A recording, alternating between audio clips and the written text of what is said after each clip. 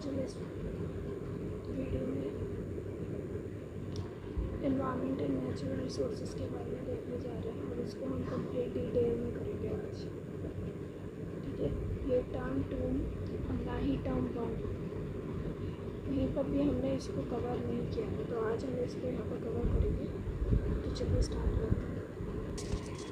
तो यहाँ पे फर्स्ट पॉइंट हमसे बोल रहा है environmental concerns in global politics cover losing fertility of agricultural land, grazing, depletion of water resources as well as biodiversity, real danger to ecosystem and coastal pollution, deteriorating of marine environment। तो इसमें क्या है कि global politics में basically loose कर दिया है fertility of agricultural land, क्योंकि ग्लोबल इन्वायरमेंट पे इतना बुरा असर पड़ा है हमारे इस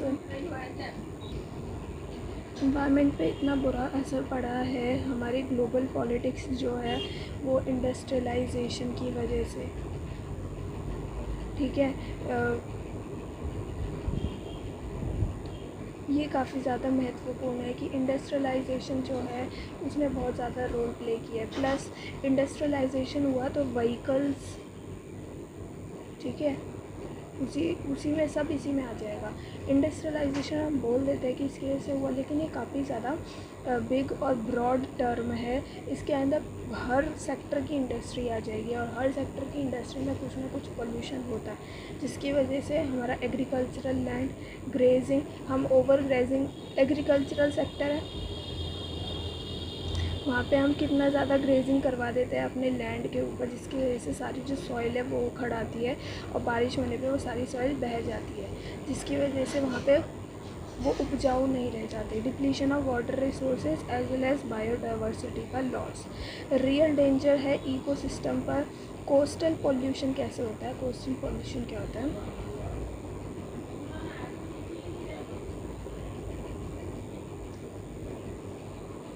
ठीक है, मान लीजिए इंडिया का कोस्ट है जिसके अंदर यहाँ पर हम अगर देखें तो ये पूरा वाटर है ना, ये तो हमें पता है। तो यहाँ पर ये जो हमारा ये पार्ट है और ये जो हमारा ये पार्ट है, ये होता है हमारे कोस्ट। यहाँ पर कोस्टल पोल्यूशन कैसे होता है? यहाँ पर जो फिशरीज़ होंगी, जो लोग फ़िशिंग यहाँ पर करते होंगे,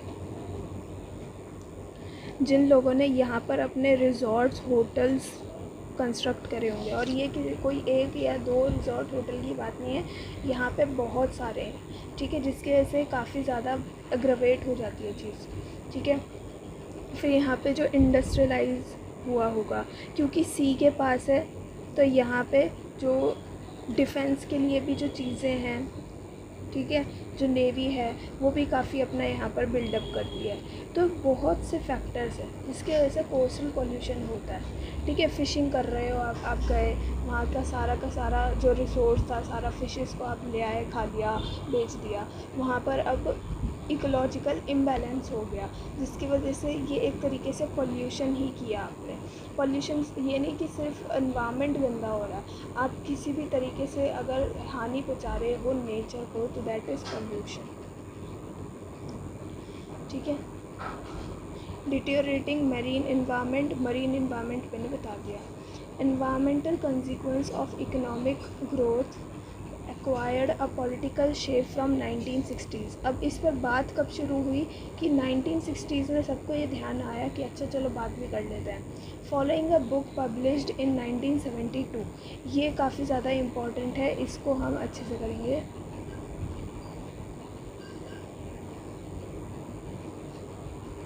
ठीक है, 1972 में एक बुक निकली, limits to growth and initiative taken by United Nation Environment programme.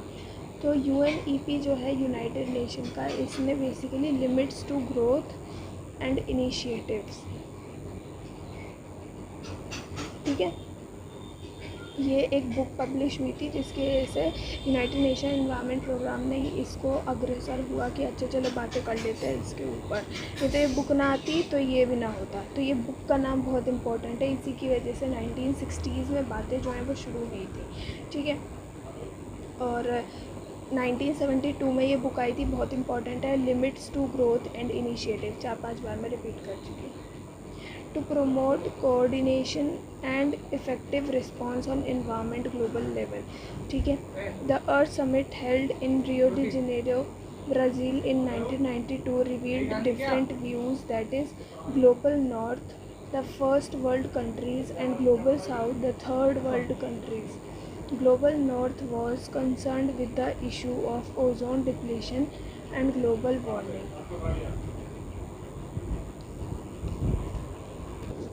Next point ये जो है बहुत इम्पोर्टेंट है हमारा, the Earth Summit held in Rio de Janeiro. Rio de Janeiro कहाँ है? ब्राज़ील में है, ठीक है। 1992 में ये अर्थ समिट हुई थी। इसने कई सारे व्यूज़ को हमारे सामने लाया।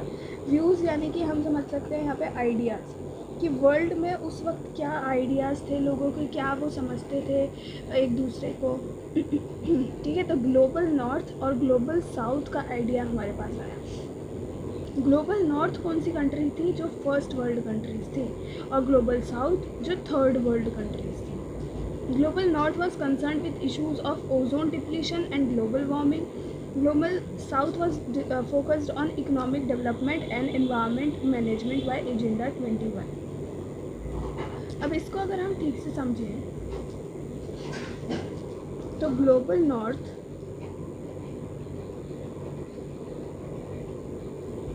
और ग्लोबल साउथ,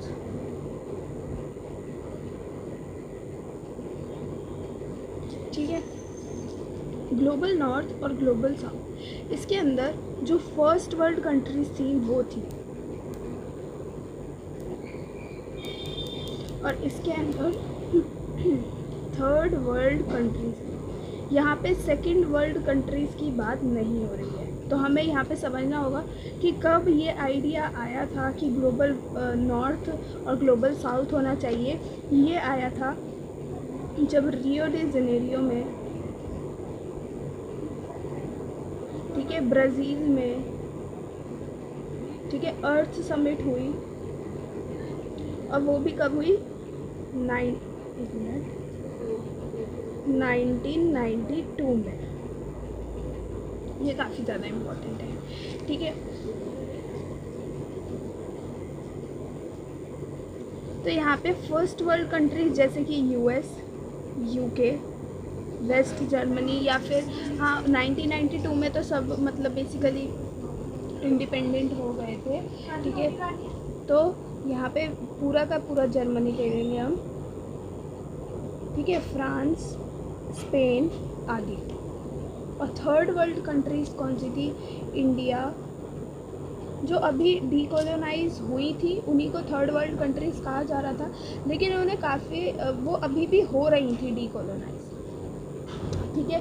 जो आखिरी कंट्री जो यूएन रिकॉग्नाइज करता है कि हाँ ये डीकोलोनाइज हुई है, वो 1994 में हुई है, ठीक है। तो बहुत हद तक काफ़ी सारी कंट्रीज़ जो है वो डीकोलोनाइज हो गई थी।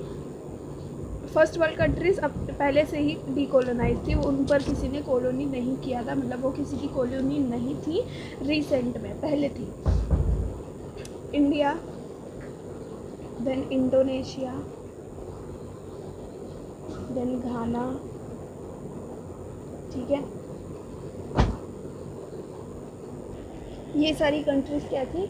ये नाम की बेसिकली फाउंडर भी हैं और इन्हीं को थर्ड वर्ल्ड कंट्रीज़ भी कहा जाता है, और भी इसमें बहुत सारी हैं, ठीक है। तो यहाँ पर इनका जो मेन फोकस था, जो ग्लोबल नॉर्थ थे उनका मेन फोकस था कि आप लोग ओजोन डिप्लीशन और ग्लोबल वार्मिंग को बचाइए, यानी कि इसके ओर हमारा ध्यान होना चाहिए। और इनका बेसिकली क्या मोटो था कि आप लोग इकोनॉमिक डेवलपमेंट लाइए, अब इसके पीछे थ्योरी है, मतलब इसके पीछे रीज़न है कि ऐसा इनके बीच में क्यों था। पहला अगर हम देखें तो यहाँ पर ये यूएस, यूके, जर्मनी, फ्रांस ये पहले से ही इकोनॉमिकली डेवलप्ड कंट्रीज़ थी, तो इन्हें इकोनॉमिक डेवलपमेंट की बात करने की ज़रूरत नहीं थी। दूसरा, ये लोग पहले से ही डीकोलोनाइज थे, इनके रिसोर्सेज को एक्सप्लॉइट नहीं इनके रिसोर्सेज जो थे वो एक्सप्लॉइट नहीं किए गए थे इतना जितना इन लोगों के रिसोर्सेज को एक्सप्लॉइट किया गया। इनका पूरा का पूरा जो इकोनॉमी था वो चौपट हो चुका था। ये अभी अभी डीकोलोनाइज होके आए थे और अभी उठ ही रहे थे कि आपने सामने ला दिया कि ओजोन डिप्लीशन, ग्लोबल वार्मिंग, इस तरफ भी ध्यान दे दीजिए। ये अपनी इकोनॉमी से ही रिवाइव नहीं कर पा रहे थे कि इतने में ये दो टेंशन भी उनके ऊपर डाल दी गई थी। तो वो कह रहे थे इस रियो डे जनेरियो समिट के अंदर, अर्थ समिट के अंदर, कि यहाँ पे देखो भाई, हमारा मेन मोटो है कि हम इकोनॉमी को कैसे अपना डेवलप करें, लेकिन आप लोग कह रहे हो कि ग्लोबल वार्मिंग और ओजोन को कैसे करें, ये हम नहीं कर सकते, ये हमसे ना हो पाएगा, क्योंकि ग्लोबल नॉर्थ वाले पूरे अच्छे खासे डेवलप्ड कंट्रीज़ थे और ग्लोबल साउथ वाले वो डेवलप्ड कंट्रीज़ अभी नहीं थी, वो डेवलपिंग या अंडर डेवलप्ड कंट्रीज़ थी। ठीक है, तो यहाँ पे इसीलिए इसको नॉर्थ बोला गया और इसीलिए इसको साउथ बोला गया। नॉर्थ वाले जो ऊपर की तरफ देख रहे थे, यानी कि वो देख रहे थे कि किस तरीके से ओजोन और ग्लोबल वार्मिंग को सही किया जाए, और साउथ वाले नीचे देख रहे थे, अभी भी वो देख रहे थे कि हमारी इकोनॉमी को कैसे डेवलप किया जाए। ठीक है, आई होप ये क्लियर है। एक बार इस थर्ड पॉइंट को दोबारा पढ़ते हैं। अर्थ समिट जो है वो रियो डी जेनेरियो में हुई, ब्राज़ील, 1992, बहुत इम्पोर्टेंट है। ठीक है, अब अगर मैं आपसे पूछूं कि ऊपर वो कौन सी बुक थी जो 1972 में लिखी गई थी, जिसकी वजह से 1960s में इन सब की बातें होने लग गई थी, तो ये आप कमेंट सेक्शन में डाल दीजिएगा। ठीक है, different views, that is global north और ग्लोबल साउथ जैसे हमारे व्यू सामने आए। ग्लोबल नॉर्थ कह रहा था कि issue of ozone depletion, global warming को के लिए कंसर्न था, और ग्लोबल साउथ इकोनॉमिक डेवलपमेंट और इन्वायरमेंट मैनेजमेंट। ये इन्वायरमेंट मैनेजमेंट के बारे में बोल रहा था, क्योंकि यहाँ पे क्या इंडस्ट्रीज़ जो हैं उनको खड़ा कर रहे थे, किसकी मदद से, वर्ल्ड बैंक और IMF। वो कह रहे थे आप करवा तो रहे हो, हमारी ये जो इन्वायरमेंट का मैनेजमेंट है ये भी करवा दो। ठीक है, तो इनका मानना था ये, और यही इनका एजेंडा 21 था।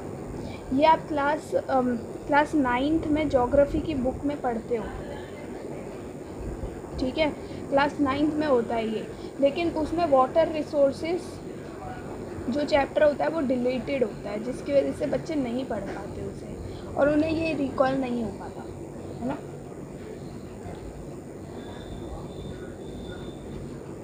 फोर्थ पॉइंट है, global Commons refer to the areas or regions which require common governance by international community. global commons वो subjects या वो areas या topics होते हैं जिनके ऊपर सिर्फ एक कंट्री या 2 कंट्री या 5 कंट्री, ठीक है, ये अगर सिर्फ इतनी ही कंट्री सामने आएंगी और कहेंगे अच्छा हम ये कर लेते हैं, तो कोई फ़ायदा नहीं होने वाला। हमेशा इसमें कॉमन गवर्नेंस यानी कि हर किसी का साझेदारी चाहिए होती है। जब सभी लोग इस ओर काम करेंगे तभी ये हो पाएगा। जैसे कि हम मान लेते हैं किसी घर में सिर्फ एक ही इंसान जो है वह कमाता है और बाकी सब 10 लोग जो हैं वो खाते हैं, तो कितना बर्डन इसके ऊपर आ जाएगा। तो ये इन सब 10 लोगों का बर्डन जो है वो झेलेगा। उसी तरीके से अगर कोई एक कंट्री पूरी इतनी सारी कंट्रीज़ का काम अकेला करने की सोचे तो उसके पास कितना बर्डन आ जाएगा। वो जितना संभालने की कोशिश करेगा उतना और डिप्लीट होता चला जाएगा। तो इसका ये जो भी करेगा ये नेग्लिजिबल इफ़ेक्ट होगा ना, ये जो भी अपने एफर्ट्स लगाएगा ये नेग्लिजिबल इफ़ेक्ट होगा। इसीलिए ग्लोबल कॉमन और ग्लोबल गवर्नेंस का इशू आया by international community on major problem of ecological issue, discovery of ozone hole जो है वहाँ पर डिस्कवरी हुआ एंटार्क्टिक में, earth atmosphere and ocean floor associated with technology and industrial development. Rio Declaration at Earth Summit 1992 adopted the principle of common but differentiated responsibilities। अब इसने क्या कहा कि एक मिनट पूरा पढ़ लेते हैं। Global Rio declaration adopted the principle of commons but differentiated responsibilities, ये टर्म मैं आपको नहीं समझाऊंगी। referring special needs of developing countries in the fields as development, ठीक है। Application and interpretation of rules of international environmental law to protect environment by both developing nation in a responsible manner. अब यहाँ पे हम समझते हैं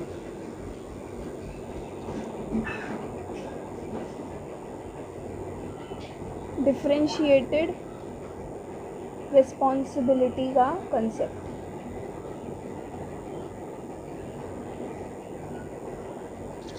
ठीक है, यहाँ पे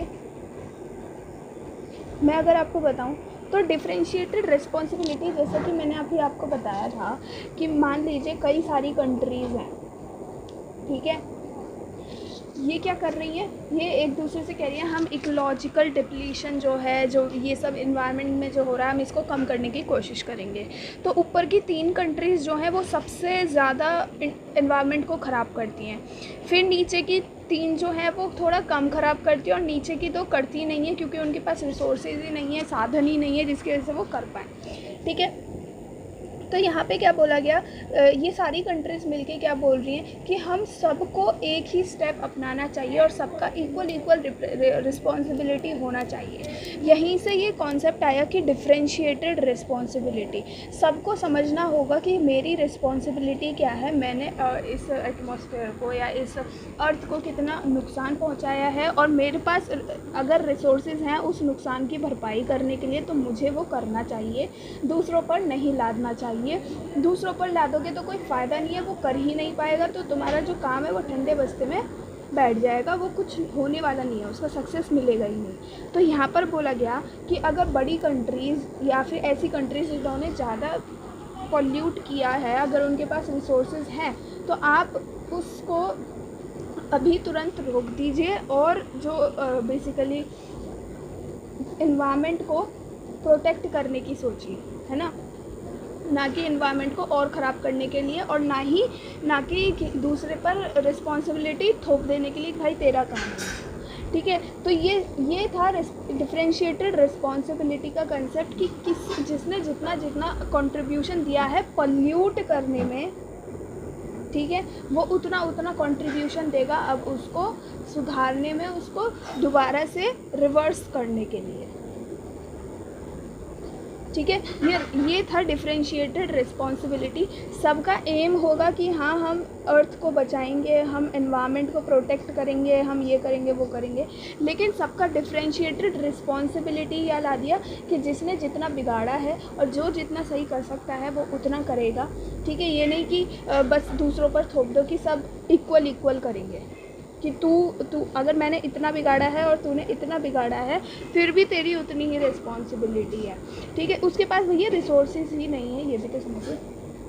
तो ये था हमारा डिफरेंशिएटेड रिस्पॉन्सिबिलिटी। एक बार फिर से पढ़ लेते हैं 5th point. Rio Declaration at Earth Summit 1992 ने अडॉप्ट किया प्रिंसिपल ऑफ कॉमन।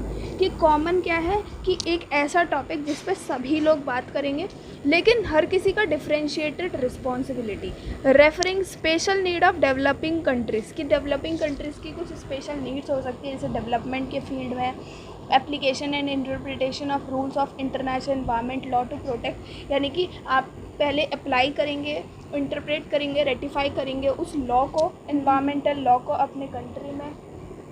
ठीक है, और उसके और काम करेंगे environment by both developing nation in a responsible manner. तो यही था differentiated responsibility. In 1992 United Nation Framework Convention on Climate Change also emphasise to protect the climate system. इसने भी बेसिकली क्या कहा, 1992 में ही आया ये भी, इसने क्लाइमेट सिस्टम को, यानी क्लाइमेट जो हमारा बिगड़ रहा है उसको सुधारने के लिए, उसको प्रोटेक्ट करने के लिए बेसिकली ये लाया गया था, on the basis of equity and in accordance with their common but differentiated responsibility. बात ये भी वही बोल रहा है, बस इसको कि हाँ चलो एक लॉ है ये भी ले आते हैं, अच्छा ये है ये भी ले आते हैं, होना कुछ नहीं होता इनसे लेकिन ले आते हैं। बस उस वक्त क्या होता है कि सिर्फ ले आते हैं, लेकिन बाद में जब उनके ऊपर आती है कि भाई अब तो बहुत ही अति हो गई है, तब वो आते हैं कि अच्छा रुको करते हैं कुछ।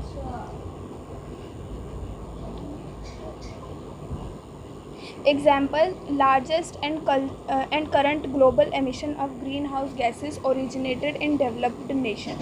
यानी कि यहाँ पे हम एग्जांपल दे रहे हैं कि लार्जेस्ट और current global emission of green house gases जो है ये डेवलप्ड नेशन, जैसे मैंने बताया कि जो जितनी बड़ी कंट्री, जिसकी जितनी अच्छी इकनॉमी, उसने उतना ही कंट्रीब्यूट किया अपने एनवायरनमेंट को बिगाड़ने में, पोल्यूट करने में, है ना। ग्रीन हाउस का एमिशन सबसे ज़्यादा यही पाया गया। और लो एमिशन डेवलपिंग कंट्रीज जैसे इंडिया, चाइना, इन्होंने कम पॉल्यूट किया, लेकिन बाद में ये भी कंट्रीब्यूट करने लगे क्योंकि इनकी इकोनॉमी भी खूब बढ़िया से इंक्रीज़ या रैपिडली सर्ज हुई। Has been exempted from Kyoto Protocol. अब आता है बात क्योटो प्रोटोकॉल की। ये जापान में 1997 में हुआ, एक 1972 में, एक 1992 में, एक 1992 में और एक 1997 में। गाना बन गया। चलो, तो 1972 में बेसिकली बोला गया था 1960s में कि एक बुक आई थी जिसकी वजह से ये ध्यान दिया जा रहा था कि हाँ हम जो है एनवायरनमेंट की तरफ जो है हम ध्यान देंगे और ये करेंगे वो करेंगे। 1992 में रियो डी जेनेरियो समिट, अर्थ समिट होती है। 1992 में United nation United Nation framework for convention on Climate change आता है। 1997 में क्योटो प्रोटोकॉल आता है।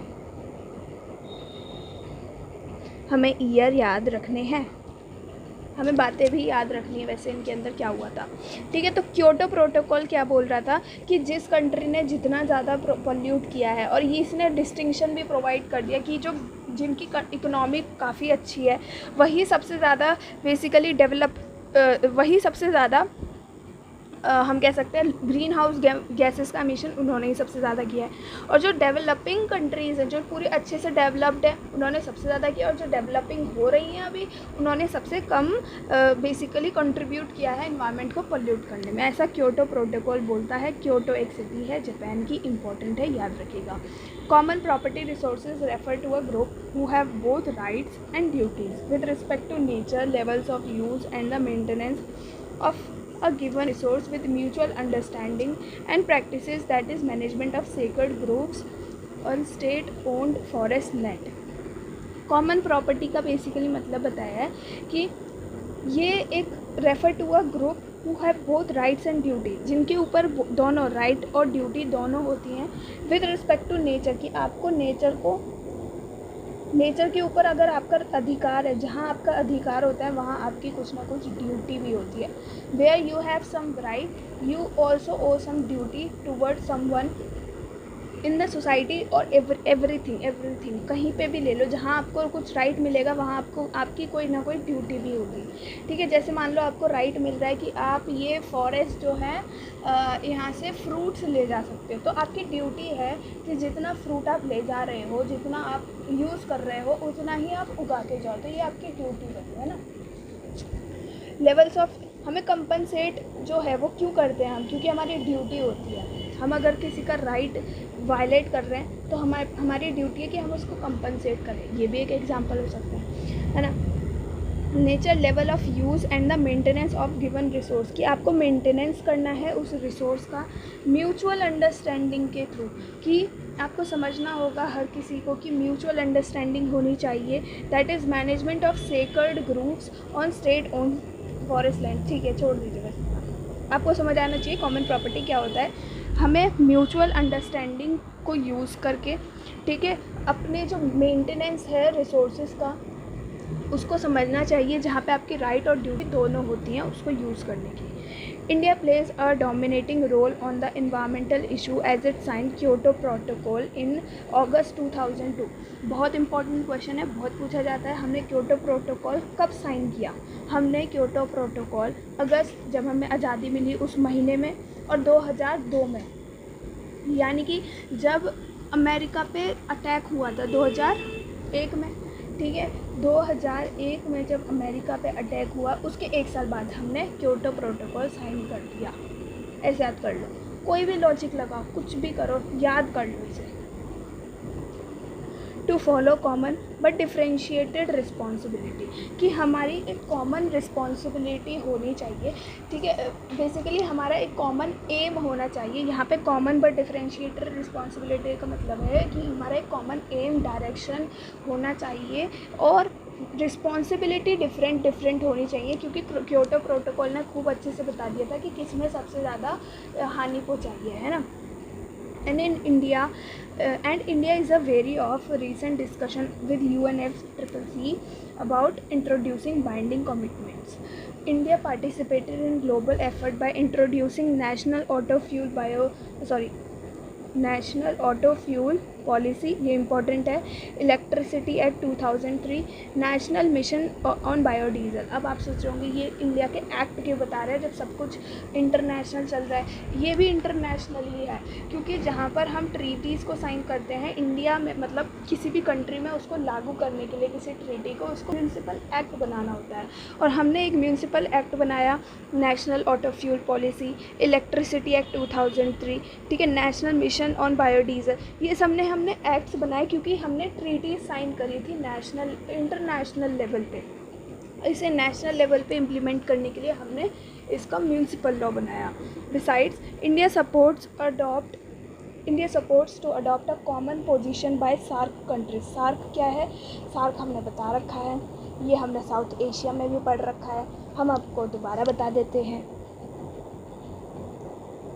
वैसे अब इसका कोई रेलेवेंस नहीं रह गया है, क्योंकि जब से पाकिस्तान ने उरी अटैक किया था हमारे ऊपर, तब से इसका रेलेवेंस काफ़ी कम हो गया है। वो समझता नहीं है, हम समझाते हैं तो वो नहीं समझता, तो हमने छोड़ दिया, जा बेटा जो करना है कर ले, तो हमारा बिगाड़ तो कुछ नहीं पाएगा, हम ही तेरा बॉयकॉट करके बहुत कुछ बिगाड़ देंगे, ठीक है।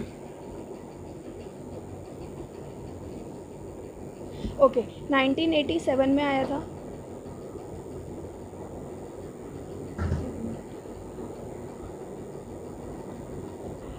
ओके, सो ये मैंने सारी इन्फॉर्मेशन यहाँ पे लिख दी है।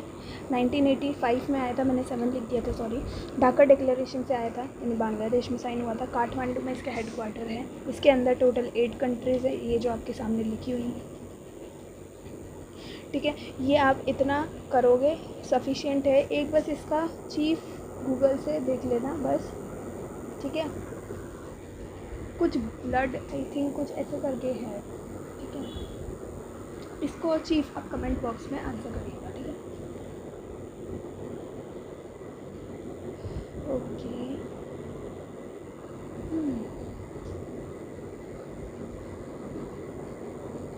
environmental movement are the movement of group which are environmentally conscious to challenge environmental degradation at national or international level, raising new ideas and long-term vision, that is in Mexico, Chile, Brazil, Malaysia, Indonesia, India faced enormous pressure, ठीक है।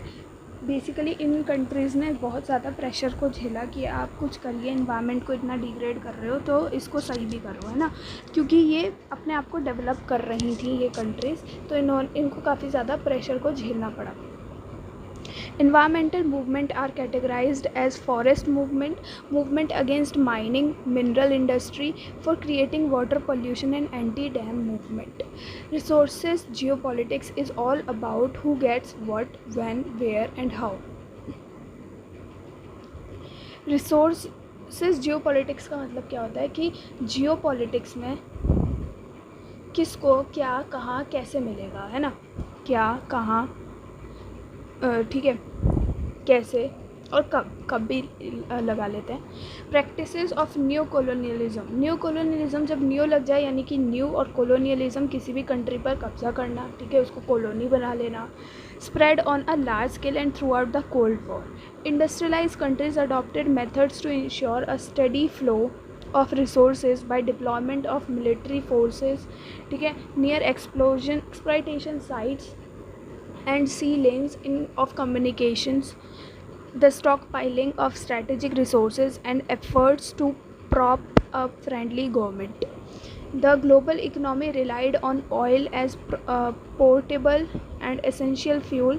History of petroleum is the history of war and struggle, कि जहाँ से petroleum की history start होती है वहीं से वॉर और स्ट्रगल की हिस्ट्री स्टार्ट होती है। बहुत इंपॉर्टेंट लाइन है, ठीक है, ये आपको डैश में पूछ लेगा। हिस्ट्री ऑफ, आपको oil, crude oil, petrol, diesel कुछ भी डाल देगा, ठीक है, आपको पेट्रोलियम यहाँ पे चूज़ करना पड़ेगा।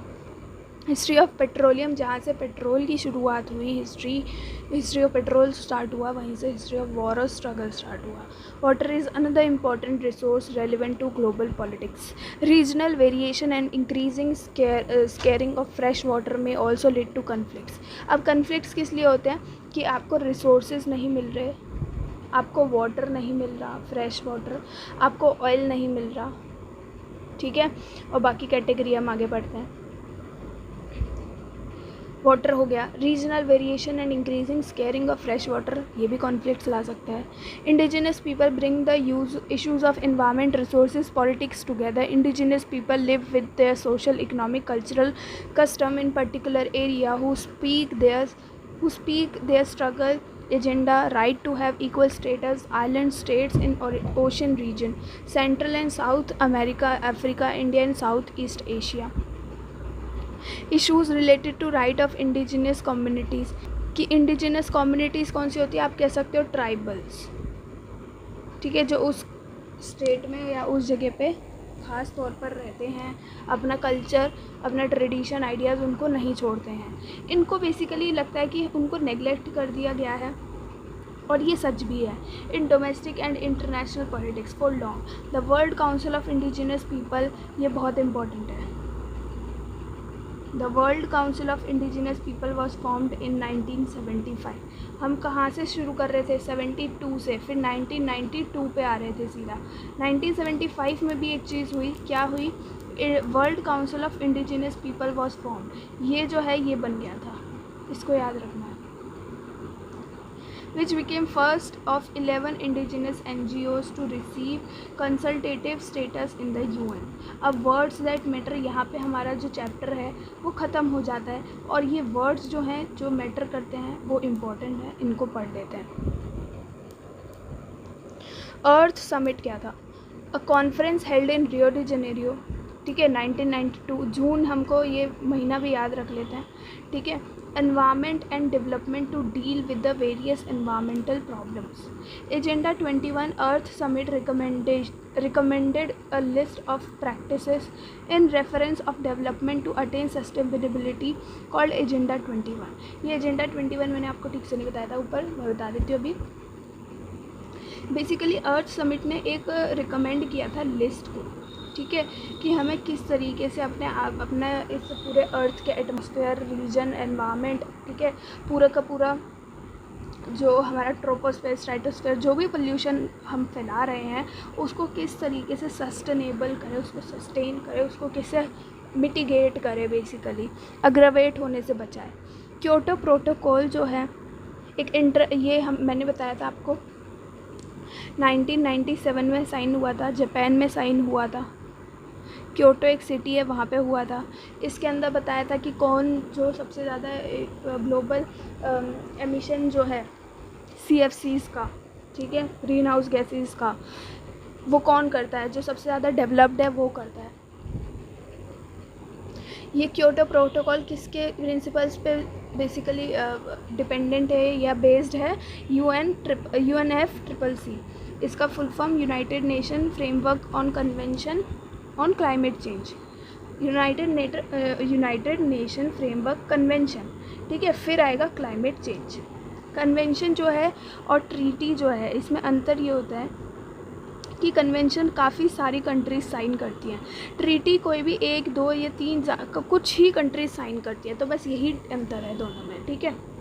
अगर इसको कुछ ही कंट्रीज साइन करती है तो यहाँ कन्वेंशन की जगह ट्रीटी लगा देते हैं, ठीक है. तो ये समझ लीजिए. सो क्योटो प्रोटोकॉल मैंने बताया,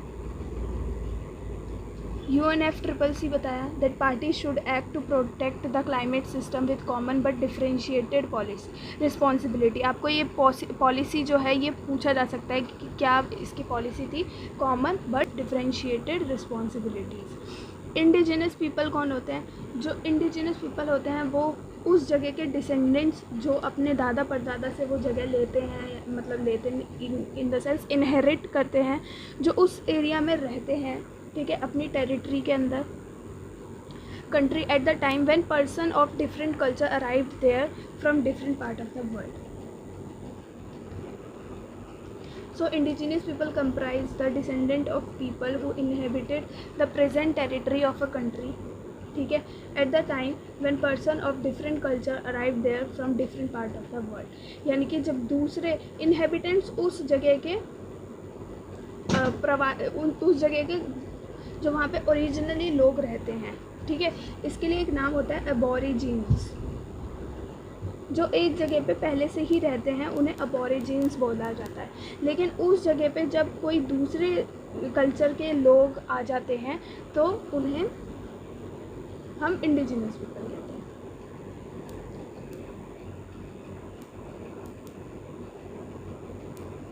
इन अबोरिजिन्स को ही इंडिजिनस पीपल कहते हैं। और इनको कैसे पहचाना जाएगा? जो उस जगह पे ओरिजिनली रहा करते थे, ठीक है। So in this video guys, do like, share and subscribe my channel in order to get notified with my latest videos. Thank you.